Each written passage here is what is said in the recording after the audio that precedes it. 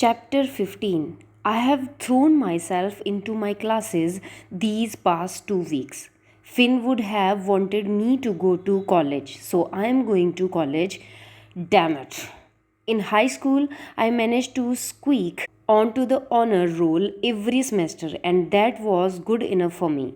I didn't worry about moving up the rank or whatever. Sylvie was determined to be in the top 10, and Finn joined her in that goal, while privately sharing his relief that she wasn't determined to be valedictorian. In college, I have set myself a strict schedule. I am up early before bread and I eat a balanced ass breakfast. I go to my classes and take thorough notes, and my mind never wanders from the lecture.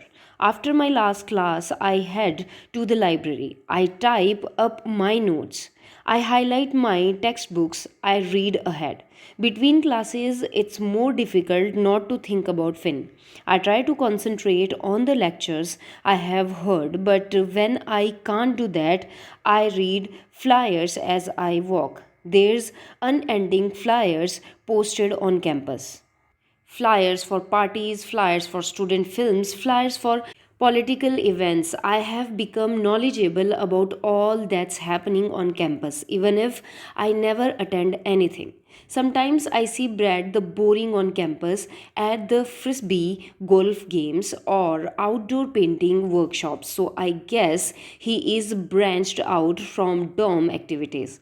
He has remained a mystery I do not want to solve, though it still bothers me that he feels the same about me since he never gave me a chance. At lunchtime, I put headphones in and zone out. Listening to Finn's CDs doesn't count as thinking about him. A couple of times, dudes have joined the table like they felt bad for me sitting alone, and I have motioned to my headphones and given them a thumbs up, then ignored them until they leave. So far, that's worked. One time, a girl sat down and I did my routine. It wasn't until afterward that is occurred to me. I wouldn't have wanted her to leave if I had thought about it for a minute. Still, I couldn't imagine myself chasing a girl right now. How can I think about dating when Finn is dead? It's best I motioned her away. In the evenings, when I'm done at the library, that's when I go running. I take the same route from that first Saturday. The path is easy and I push myself until I can't think. Then I head back to the dorms, hit the showers while everyone else is at dinner, and I go to the dining hall when it's mostly empty and I am likely to be left in peace. It's lights out after that because I have got an early morning and a long day of not thinking about Finn. So, I have got the college part of college worked out. I am not sure about the rest of it. It's like the girl who sat down at my table. How can I think about going to a party or joining the running club when Finn is dead? I call my parents every other day. Charlie taught me that. Day 3 is when they will start to think you are dead. He told me. My parents never ask about Finn, but mom's, how have you been? Is worried. They seem to think a new friend will cheer me up. She asks about that every time talk. A few times I have lied to my parents, told them that I have attended some of the student events from the flyers. That suits them somewhat. They seem determined that Brad and I will eventually become buds, even though they have never met him, even though I have told them how he goes out of his way to ignore me. I suppose I will have to make a friend soon, or next time mom calls, she will send Charlie to visit me. Unfortunately, today would be a perfect day to make a friend. I can't justify going to the library after class. I have turned in my first big papers. I am caught up on reading and there's no looming quiz or test. I have accidentally set myself up to coast for a day or two. Maybe I will drive around and find a park to go running. Finn was into wearing your terrain. So after my last class, I head back to the dorm to change clothes and get in an extra long run. Location TBA, as Sylvie would say. There's no reason not to call the rents as I walk, so I call their landline. Hello. Dad always answers the phone like you are about to ask him for ransom money for someone he hates. It probably scares off telemarketers. Hey dad, Carol, he bellows for mom. There's a click as she picks up. I know she's upstairs in her sewing room that used to be James' room, and dad is in his workshop in the basement. I think they do this because it gives them an excuse to yell at each other even when they aren't angry. Jack, mom says, I am probably the only reason they communicate these days. Hey, checking in. I'm glad you called, mom says. She quizzes me on my laundry situation. Her words and dad's grunts make it clear they are doubtful that I'm wearing clear underwear, but it's true. Going laundry is easy. It's putting it away that sucks. Mostly, I have been leaving my clean clothes in the basket and dropping the dirty in a pile on the floor until the basket is empty. Since she doesn't ask about putting it away, I don't share that part. On our last phone call, she was worrying over my diet. It's funny because they were so hands off when I was at home. Now that I am out of their sight, they are certain I need them. Have you made any friends yet? Mom finally asks. Met a guy from Taiwan last night. He seemed cool. I had met him in the elevator. He liked my Zelda shirt and we had talked for about 20 seconds before we got off and walked to opposite ends of the floor, but it still counts. Have you and Brett hung out yet? Mom asks. No, I'm grateful the dormitory is in sight and I will be able to hang up soon. And I don't want to. I'm doing great, guys. You will see when midterm grades are out. Grades aren't everything, Dad interjects. I think Mom and I are both surprised into silence, though I recover first. Who are you and what have you done with my parents? I ask. Well, grades are important, but your father has a point. Mom says they must be really worried if mom's agreeing with dad. I'm doing good, seriously. I'm not sure if it's a lie or not. Maybe good isn't the right word for where I am. But keeping my head above water when I feel like I am drowning is good, right? It's like she knows I am about to say I have to go. You know, you can call anytime, mom adds. Yeah, I know. I'm okay. Okay. I should get off the phone. I'm about to go inside and get on the elevator. We say our goodbyes, and after we hung up, I imagine they are calling Charlie to pack a bag and visit me. As I get off the elevator, it occurs to me that Brett will probably be in our room and not expecting me. My schedule has been pretty exact these past weeks. If he's jerking off, he had at least locked the door, and since the knob turns, he's crying. Brad tries to play it off like he's been reading the textbook on his lap, but the framed picture he had been holding clatters as he sets it back on the desk. I walk to my side of the room as if he isn't wiping his face. I put my bag on my desk, lie back on my bed, and stare at the ceiling. I listen and wait for Brad's breathing to return to normal. After a minute, I say, do you want to talk about it?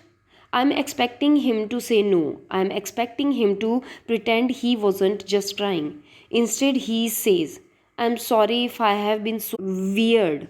I glance over. He sits at his desk, in profile to me. He picks up the framed picture. The only person I have shared a room with before was Todd, my twin brother. He died when we were 14. He wipes at his eyes. I am such a jerk. Why didn't it occur to me that his parents had a reason for being so emotional about leaving him, or consider that maybe there was a reasonable explanation for that little league photo? I wish I could apologize for the way I judged him and his parents, but first I had have to explain my assholery. I'm so sorry, I say and leave it at that. It's the kind of thing that never really leaves you. Brad says. Yeah, I say. Perhaps he can hear how I do know because the rest of Brad's words come out in a rush. I have had 4 years to adjust, but whenever I hear you shift in your sleep or get up in the morning for a second, I think you are him. So I have been icing you out. You are this big reminder that he is not here with me. No, I get it. I think of telling him about Finn, but this isn't time. What was Todd like?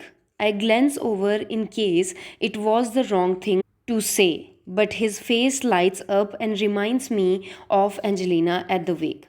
Todd could have been an actor, Brad swears to me. He knows they were kids, but if I had seen Todd act, I would understand.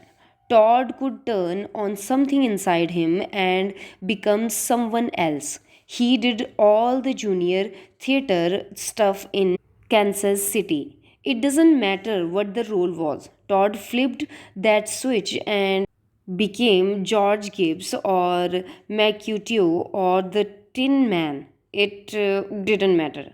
Todd also loved baseball and wanted to coach at any level he could. I asked Todd if he wanted to be an actor once. Brad says. He shrugged. He said he only liked it. He loved baseball and he wanted to be a dad, and being an actor could delay that. Brad pauses. And I was like, we are 14. I thought it was a lot to ask about careers. And here, he was talking about being a dad. He pauses again. He would have been a good one though, a great coach too. He had a way of being happy for other people that was contagious. When the team won, he was happy for the whole team, and when they lost, he was happy for the teammates who had made good plays. He laughs. There was a joke at school. You had have to be a real asshole to hate Todd Carter. It sounds like Todd and Finn would have gotten along well. The way Todd died, Brad tells me, was stupid, and when he explains it, I have to agree. Todd was coming home from a practice with their dad, and their car was stopped at a red light.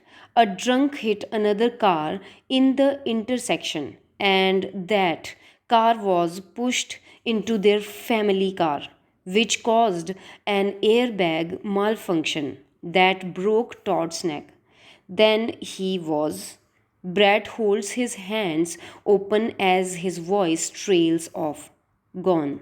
I finish for him, nodding, just like that.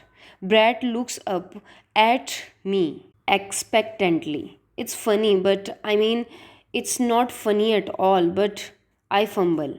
This room was open because my best friend died last month. My face feels hot. It's not the same as a brother, especially not a twin, but I kinda get it. Suddenly, tears are in my eyes, trying to be respectful of Brad's loss. I feel like I'm diminishing my friendship with Finn. Before I can be embarrassed about crying, Brad is saying, last month? Dude, I'm surprised you didn't punch me on sight. Which makes me laugh and cry a little more. What happened?